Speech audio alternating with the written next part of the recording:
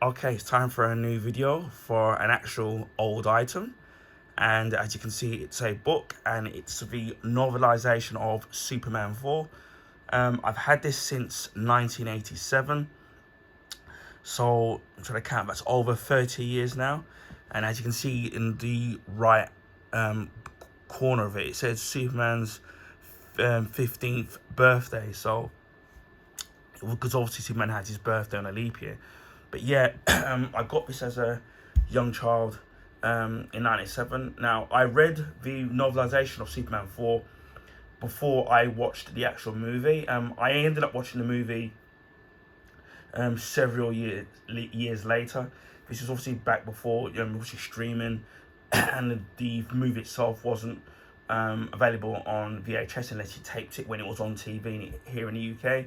And so it was just whether or not whenever you were around that they were broadcasting this on TV. And obviously this was the days of having only one television in the household. So if other people wanted to watch it like your parents did, then and then this was on, unfortunately you were going to lose out.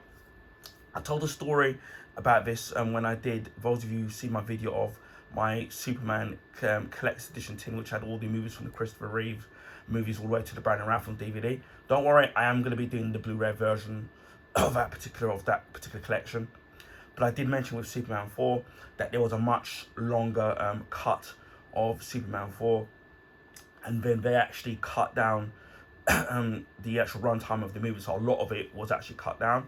There is one particular scene that we will go into, which we'll talk about, and that was kind of cut. And if you kind of see it, if you have to see it on YouTube, I don't remember if it's on the Blu-ray version or the DVD version of the special feature of Superman 4, where that particular delete scene is a bit goofy. But what was really great about this novelization of Superman is that it had a lot of all of the stuff that was originally in the first cut of Superman 4. So that's what I was familiar with. And then when I eventually got round to watching Superman 4, I thought it was a bit weird, right, that certain things were different that weren't in the actual novel. And I just thought that at the time that maybe that whoever the broadcaster that was broadcasting the actual movie just cut it out for time, because here in the UK, what they pardon me, what they used to do is if it had swearing or any sexual content in it, they would cut the movie down. Sometimes even if the movie didn't have any of that and they just wanted to fit that particular movie into the time slot, they would cut the movie down just to fit it into that time slot, which was a bit stupid. So that's what I assumed was going on as to why certain things were missing from the movie, from the novelization. It's only years later when I read up the troubled history of Superman 4, and as we know, and as I've already explained, that the budget was cut, and the special effects was just sort of looked all washed out and didn't look great, and certain key elements of the Superman 4 were actually cut down. So it was cut from wherever it was to nearly 96 minutes. So that was a real shame. And I do live in the hope that maybe one day, it would be nice to be able to see that version of the actual movie. But I don't think Warner Brothers will bother, because again, if there's not a huge demand for something, they tend not to kind of bother with it. We saw what happened with Superman 2, which for many, many years, people wanted to see the Richard Donner cut version of Superman 2, because obviously we know the story of Richard Donner filmed Superman 1 and 2 back to back, was then fired, and then Richard Lester at the time was the go-between, because Richard Donner and the producer weren't talking. Richard Lester would then take over Superman 2, the production of it, and then because Richard Donner had filmed most of the movie Superman 2, he wouldn't get any of the credit for it. So then they reshot most of the movie so that he could get directing credit on it. There's other YouTubers that will fill you in the proper details of this. So there was always rumors about there was a director's cut. There was another version, a pretty much almost complete version of Superman 2, the Richard Donner version. And the version obviously that we ended up seeing was the 80% of the movie that he filmed. The rest of the 20%, they had to use the footage from Richard Lester. So there was a lot of demand for that, and eventually, even it took many, many years, and although the movie isn't completely perfect, but I still love the movie, we did eventually get the Richard Donner cut of Superman 2. Again, as I said before, I don't think we're going to get a Superman 4 you know, and how it was envisioned, which is kind of really unfortunate. I would love to actually see that. There's only been pictures and deleted scenes of what could have been in the actual movie, and again, as I said, in the novelization of Superman 4, it tells you a lot of the stuff that was supposed to be in the actual movie. And for me, from what I've read, it makes, although it doesn't change the actual quality of the movie in terms of the budget or the special effects were cut, it does, the original version of it does make a lot more sense in terms of the flow and the characterization and the flow of the actual storyline of the actual movie. So that's kind of really great. Again, as you can see, it's not in the best condition, because I actually lost it for a few years and then found it a few months ago, just before Christmas, when I was cleaning out and putting away some of my books. It says the novelization is by B.B. Hiller, based on the story by Christopher Reeve and Lawrence Kuna and Mark Rosenthal, and a screenplay by Lawrence Kuna and Mark Rosenthal, with 8 pages of movie photos, which, by the way, is not in color, they're in black and white. I'll show you more of a close-up of it in a minute. It shows you the price of it. It doesn't say I'm not sure if the UK price is at the back, but the Canadian price was $2.75. No, the US price of this was $2.75, and in Canada it was $3.95. I can't remember how much I paid for this in the UK, because what I used to do as a child, and we did this, and what they used to do in primary school, as we call it, I don't know what you call it across the world, we used to have like a book club, and that's why, and then you would basically tick the books that you want. You would be able to order books once a month, and you would tick the books that you want. You would get some books where you would get the actual book and a tape of it. One of the ones I got, which was like that, which was the sequel to Charlie and the Chocolate Factory, and it was called Charlie and the Great Glass Elevator. And I remember getting the book where you had the book, and then the tape, which was people remember, which was, this obviously was before CDs, and it was a cassette tape. And then I remember it being read, and then you'd play it along as you was reading the book. And I was one of these kids that used to love reading as a child. So every month when we had the book club, which my mum helped run, and sometimes I used to pack up the books. I would order what books I wanted to read, and then I would read them, and this was one of them at the time. And as I said before, being a big Superman fan at the time as a child, it was kind of really great getting something like this. It obviously says there now a major motion picture from Warner Brothers and the Cannon Group, as we know, don't exist, and there's plenty of videos which will explain the history of the Cannon Group. A YouTuber that I follow and watch called Oliver Harper has done videos in regards of Superman 4, and he's a big Superman fan himself, and done videos on the Cannon Group. So if you look for Oliver Harper on YouTube, right, you'll get a more in-depth history behind the Cannon Group. And I think he did a documentary on it. He did a documentary with them as well. And then you've got, obviously, and he's done stuff on the Superman movies. You can see, it says, Superman has finally met his match. His arch enemy, Lex Luthor, has created Nuclear Man, a deadly being whose awesome power has forged in the heart of the sun. Nuclear Man's mission to destroy the Man of Steel. Is this the end of Superman? So we've got the pages. There's over, God, you can see the condition of it. There's over 140 pages, and there's 32 chapters. So you can see there, the pages are yellowed a little bit because it's old. What I will show you is the photos, which are colour. And then you can see Christopher Reeve there, looking stoic as Superman. You've got another shot from the actual movie, and you've got Lenny, you've got Lex. And then this picture may seem a bit strange. And this was actually the first Nuclear Man that guy was the first one, and I can show a picture.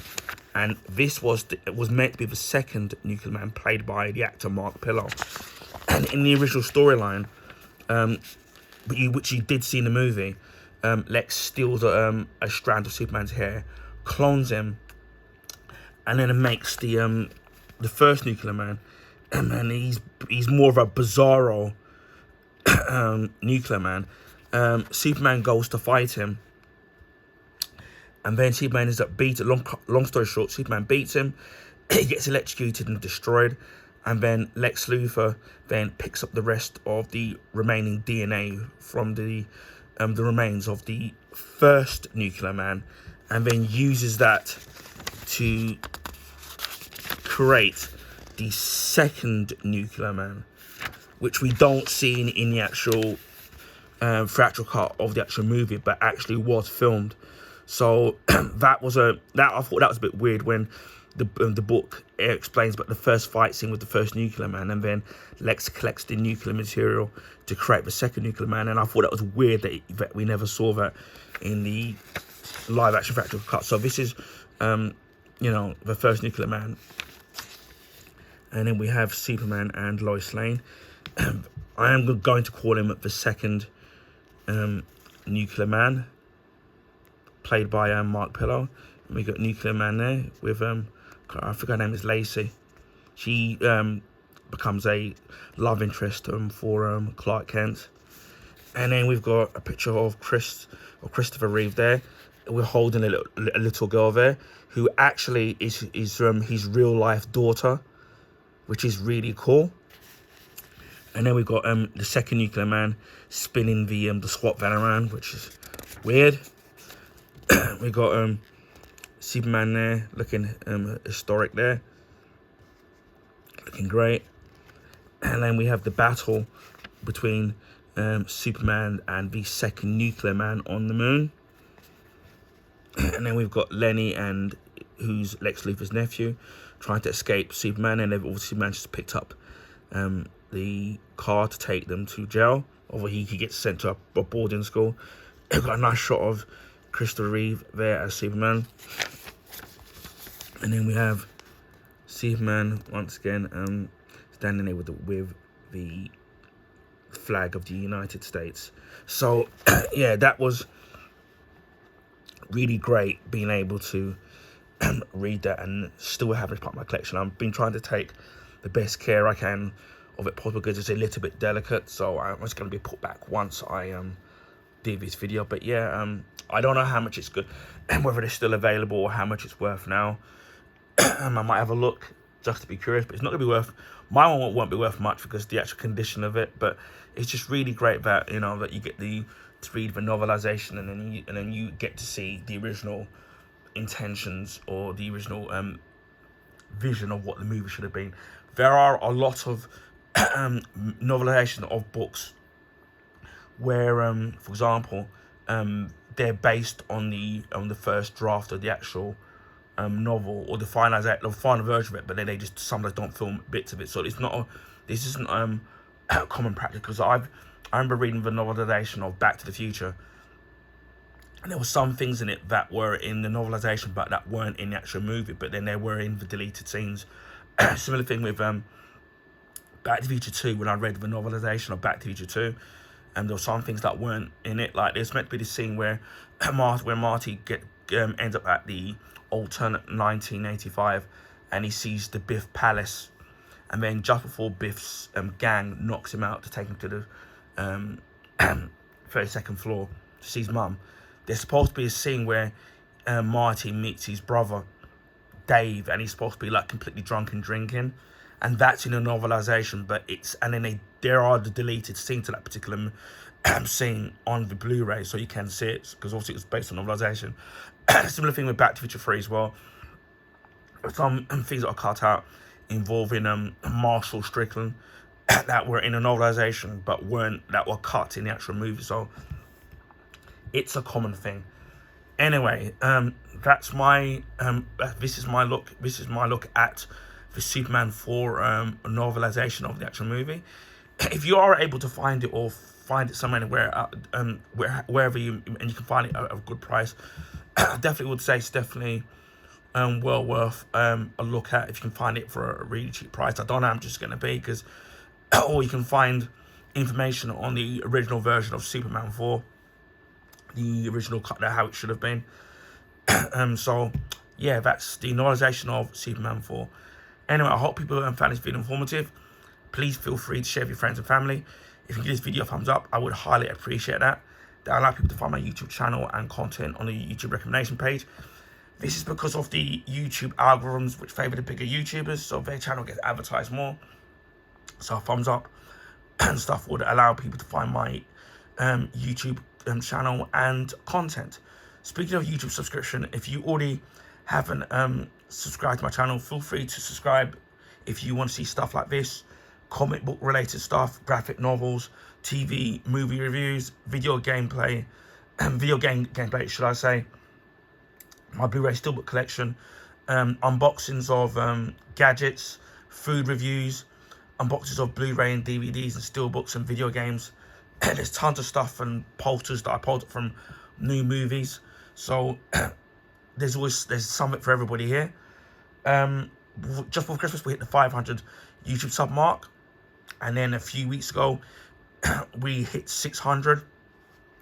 So I just want a big thank you to all of the subs, old and new. I really appreciate that, because without you guys I wouldn't be where I am today.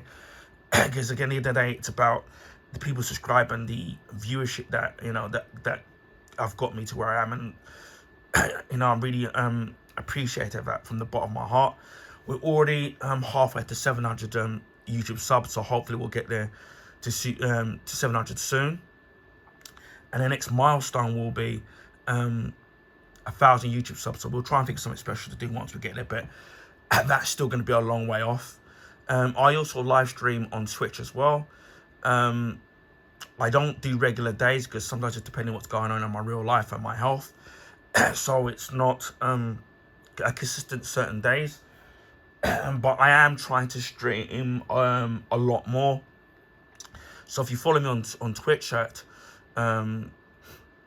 I'll put the description in the description box, so you can follow me on there. I'm trying to get affiliated in there, but it's harder than I thought. So and then so even if you don't catch me live, even with the notification, you can see when I'm live. And even if you don't, the videos are archived for a few weeks, so you can watch them at your heart's content, as slow as you want.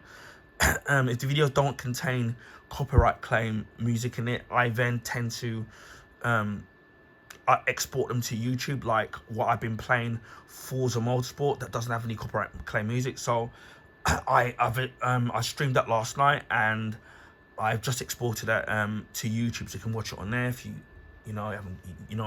don't like Twitch or don't have a Twitch account. I sometimes live stream on YouTube, but it's very rare I do. So I'll keep hit the notification if you want to ever catch me streaming on there, which will be rare, but I'm going to try my best to do some streams, but it'll be more casual games, nothing like a proper playthrough or something serious, but more casual, maybe like a beat 'em up or a racing car game, something like that. So keep a lookout on that. So it just leaves me to say, wherever you are in the world, please stay safe, and I'll speak to you again in my next video. Bye for now.